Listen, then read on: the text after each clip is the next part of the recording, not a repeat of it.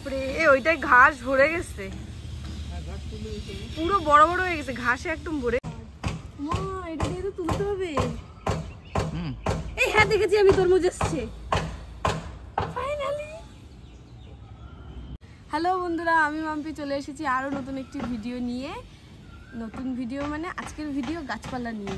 সেই যে আমাদের ছাদে প্রায় 1.5 বছর আগে একটা ভিডিও তুলেছিলাম, সবাই আমাদের ছাদটাকে সুন্দরবন, অ্যামাজনের জঙ্গল, না জানি আরো কত কি বলেছে, কিন্তু এবার সত্যি সত্যি এটা ছাদ বাগান হয়েছে। দেখো কত গাছ, সারা বাড়ি শুধু গাছ আর গাছ। এটা তরমুজ গাছ, ওটা মরমা গাছ, সব দেখাচ্ছি, এক এক করে দেখাচ্ছি। দেখো কি সুন্দর ডাঁটা শাক হয়েছে। আর এই সবটা করেছে আমার বাপি, আমি একদম না।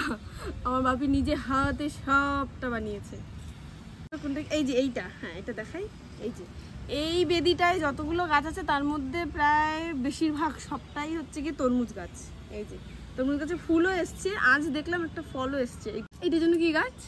এটা কি গাছ, মরমা না ক্ষীরই? মরমা। আচ্ছা, তবে বাংলাদেশে গেছিল, বাংলাদেশ থেকে ক্ষীরই বীজ আর মরমা বীজ, এই তরমুজ বীজও বাংলাদেশ থেকে এনেছে। আর ওগুলো লাফা না? হ্যাঁ, আর এটা হচ্ছে লাফা গাছ, এগুলো বাংলাদেশ থেকে এনেছে, কিন্তু এখনো ফুল আসেনি ওগুলোতে। আর এটা হচ্ছে মরমা, তাহলে ক্ষীরই কোনটা?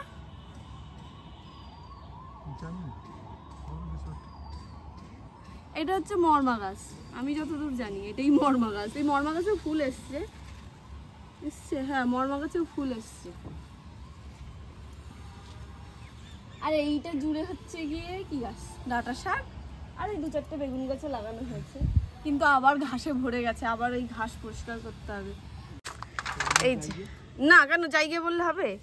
এই যে বেগুন গাছ, বেগুন গাছেও বেশ ফুল আসছে। আমার না ঠিক জানা নেই আসলে, সবগুলোই না বাপি লাগিয়েছে।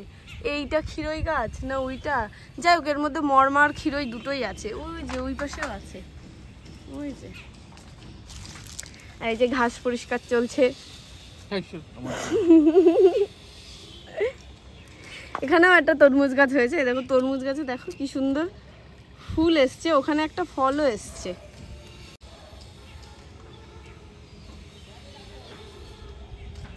এই যে এখানে যেন কোথায় দেখলাম একটা, এই যে তরমুজে একটা ফলও এসছে,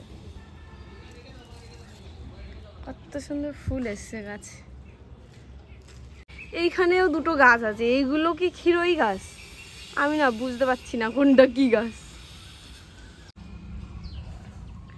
এই যে একটা লঙ্কা গাছ, কিন্তু না সারা বাড়ি আবার নতুন করে এই যে এখন ঘাসে ভরে গেছে। কয়েকদিন আগে কি পরিষ্কার, এদের বাড়তে সময় লাগে না, পটাশ পটাশ করে বেড়ে যায়। এত সুন্দর করে পরিপাটি করে গাছগুলো এত সুন্দরভাবে ছাদে বেড়ে উঠেছে শুধুমাত্র আমার বাপির প্রচেষ্টায়। মাটি তৈরি করা থেকে শুরু করে বীজ থেকে চারা তৈরি করা, তারপর সেই চারা গাছগুলোকে নতুন করে মাটিতে বসিয়ে বড় করে তোলা, সবটাই করেছে আমার বাপি। যেমনভাবে যত্ন নিয়ে বাচ্চাদের বড় করে, ঠিক তেমনভাবেই যত্ন নিয়ে বাপি গাছগুলোকে বড় করে তুলেছে। থ্যাংক ইউ বলবো না বাপিকে, কারণ এই সবটাই ছিল বাপির ভালোবাসা। বাপি গাছ খুব ভালোবাসে।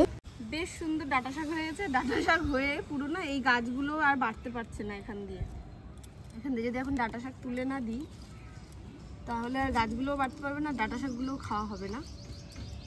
ডাঁটা আমি অত পছন্দ করি না, কিন্তু ডাঁটার শাক আমার খুব ভালো লাগে। শাক, তাই এখন ডাঁটা শাক তুলবো।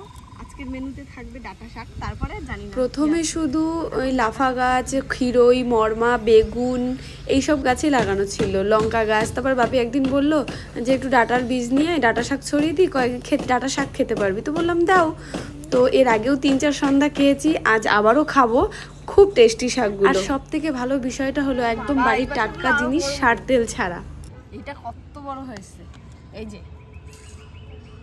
আর এই যে এই গাছগুলো, এগুলো হচ্ছে কি লাফা গাছ। এগুলো অনেকদিন ওই যে যেখানে লাউ গাছের মাচা ছিল সেখানে এগুলো বেয়ে গেছে। ওই পাতাটা ধোতরায় গেছে, ধোতরায় না ভোতরায় কি একটা বলে। তোমাদের সঙ্গে পুরো ছাদটা শেয়ার করলাম। তো আজকের মতো এখানেই টাটা, দেখা হচ্ছে পরের ভিডিওতে। বাই বাই, কারণ এখন শাক তুলবো, নিচে গিয়ে রান্না করবো, অনেক কাজ।